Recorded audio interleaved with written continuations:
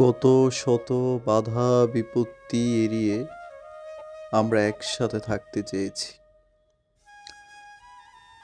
আমরা এক হয়েছি, কিন্তু হঠাৎ করেই তোমার মনে হলো আমি তোমার জন্য যোগ্য ব্যক্তি না। তুমি আমাকে ছেড়ে চলে গেলে। একবারও ভাবনি আমার কি হবে। একবারও ভাবনি আমার কষ্টের কথা, আমার আর্তনাদের কথা।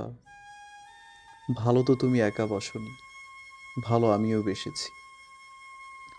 তোমার মনে হলো তুমি আমাকে ছেড়ে চলে গেলে, কিন্তু আমার কি হবে। তুমি তো আমাকে ভুলে গিয়েছো, কিন্তু আমি তো ভুলতে পারিনি। তুমি আমাকে ছেড়ে দিয়েছো, কিন্তু আমি তো ছাড়তে পারিনি। যদি ছেড়েই দিবা, হাত কেন ধরেছো?